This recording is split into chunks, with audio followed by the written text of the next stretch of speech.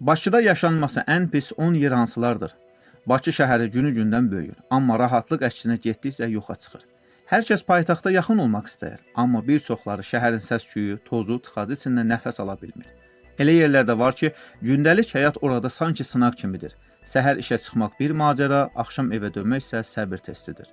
Yerin Qulağı kanalı bu dəfə Bakıda yaşanması ən çətin 10 yeri araşdırıb. Bu ərazilərdə problem eyni deyil. Bəzisində tıxac, bəzisində infrastruktur, bəzisində sakitlik yoxluğu.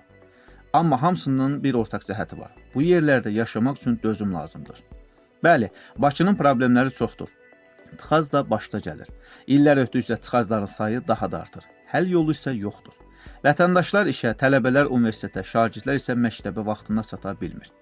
Budur, Bakıda yaşanması ən pis 10 ərazi. Videomuza keçməzdən öncə kanala abunə olmağı unutmayın. Sizin dəstəyiniz bizim üçün önəmlidir. 10-cu yerdə Xırdalan gəlir. Xırdalan bir vaxtlar Bakıdan kənarda sakit bir şəhərcik idi. Amma indi paytaxtla birləşib sıx yaşayış məntəqəsinə çevrilib. Əhalisi 200 mindən çoxdur. Burada ən böyük problem tıxacdır. Səhər Bakı istiqamətinə çıxmaq, axşam geri dönmək bəzən 2-3 saatdan çox vaxt çəkir. Təsəvvür edin, Xırdalandan Bakıya qədər məsafə 5 kilometrdir. Çox qısa məsafədir. Normal vəziyyətdə 10 dəqiqəlik yoldur. Ancaq insanlar bu yolu 2 saata, bəzən daha çox vaxta gedib çatırlar. Yeni binalar çoxdur, amma planlaşdırma zəifdir. Yollar dar, park yerləri az. Həyətlər bəzən tikililərin arasında itir. Əyləncə və istirahət məkanları azdır. İnsanların çoxu yenə də iş və əyləncə üçün Bakıya gəlir. 9-cu yer Masazır. Masazır son illərdə çoxlu yeni yaşayış kompleksləri ilə dolub. Amma bu artımla birlikdə kommunal və yol problemləri də artıb.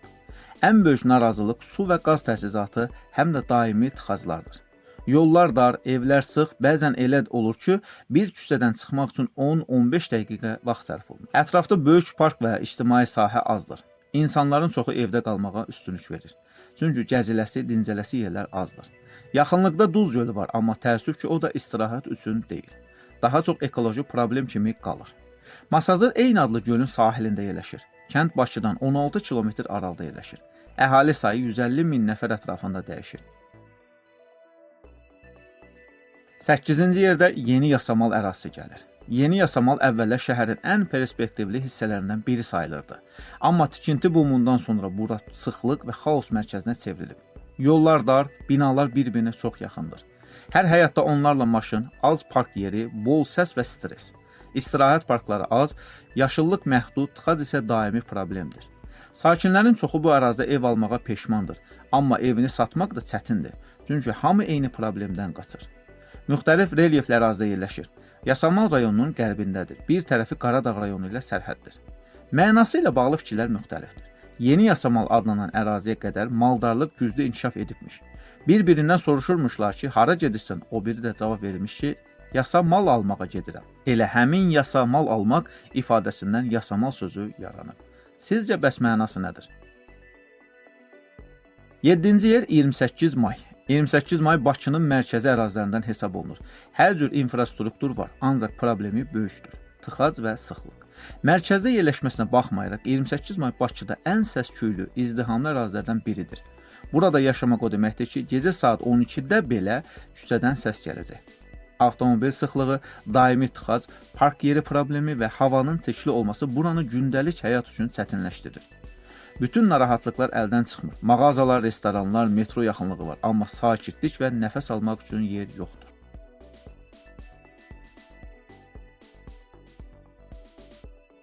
Altıncı yerdə Şamaxınka, yəni Alatav ərazisi gəlir.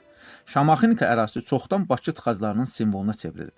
Hər gün səhər və axşam saatlarında burada kilometrlərlə maşın sırası olur. Ərazidə çoxlu köhnə binalar, dar yollar və ağır nəqliyyat axını var. Toz, səs və daimi hərəkət burada yaşayanları yorur. Park və istirahət zonaları az, əyləncə və sosial həyat üçün də zəif inkişaf yerləri var. Bakıya rayonlardan gələnlər bu ərazidə 1 saat ən azı tıxacda qalırlar. Təsəvvür edin, Şamaxıdan Bakıya 1 saatdırsa, elə Şamaxınkadan da Bakı ərazisinə 1 saata çatırsan. Halbuki yol normal olarsa 2-3 dəqiqəlik yoldur. 5-ci yer Kənd Binə. Binə ərazisinə görə Bakının Maşdağadan sonra ən böyük ikinci qəsəbəsidir. Binə kəndi hava limanına yaxın olsa da, şəhər həyatından uzaqdır. Bəzi hissələrdə su, işıq və kanalizasiya ilə bağlı çətinliklər hələ də qalır. Kənddə yollar dar, asfalt örtüyü natamam, ictimai nəqliyyat çox məhduddur. Park, uşaq meydançası ya da normal istirahət zonası demək olar ki, yoxdur. Bəzi yerlərdə kənd həyatı havası qalır, amma müasir şərait baxımından orada yaşamaq hər kəs üçün rahat deyil. Dördüncü yerdə Koroğlu metrosu ətrafı gəlir. Bura Bakının nəqliyyat mərkəzlərindən biridir. Metro, aeroport yolunun başlanğıcı, Bakı Olimpiya stadionu, Koroğlu parkı, Koroğlu körpüsü. Hamısı bir yerdə.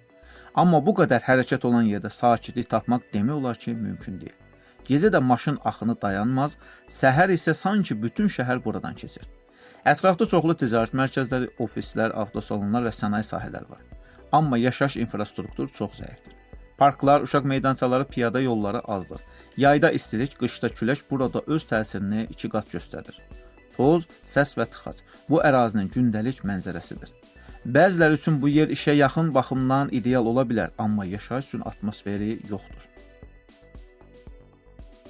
Üçüncü yer Müşfiqabad.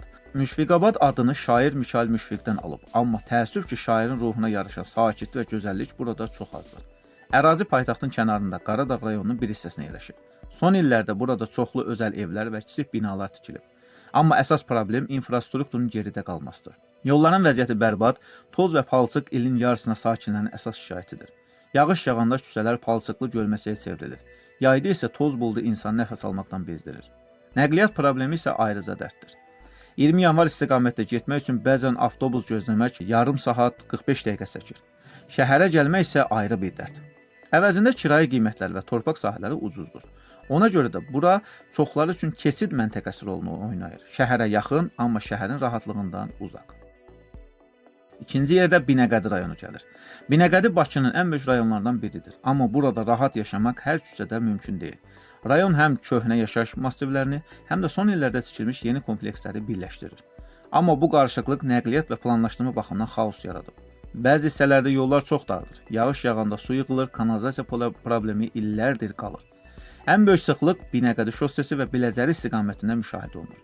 İşə gedənlər hər səhər uzun tıxacda qalır, avtobuslar dolu olur. Dayanacaqlar isə azdır. Rayonun bəzi hissələri, məsələn, Köhnə Binəqədi və 6-cı mikrorayon daha çox sənaye və sıx yaşayış ərazisidir. Bu da həm səs-küy, həm də hava çirkliliyi baxımından mənfi təsir göstərir. Və birinci yer, Bakının ən sıxlıq tıxac olan ərazisi 20 yanvar.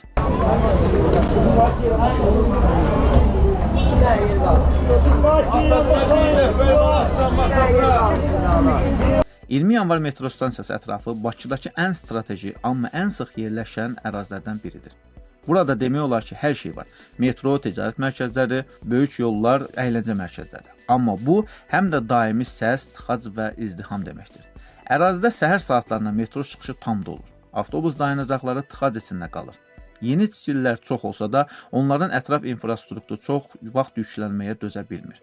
Havadakı qaz və səs səviyyəsi yüksəkdir. Küçələrdə park yeri tapmaq çox çətindir. Burada yaşamaq şəhərin içində olmaq deməkdir. Amma rahatlıq hissi azdır. Bəziləri üçün bu ərazi həyatın mərkəzidir, digərləri üçün isə sadəcə səbir sınağı. Əslində bu siyahı tənqid deyil, sadəcə reallıqdır. Çünki Bakı gözəl şəhərdir, amma rahat yaşamaq üçün düzgün yer seçmək ən vacib addımdır.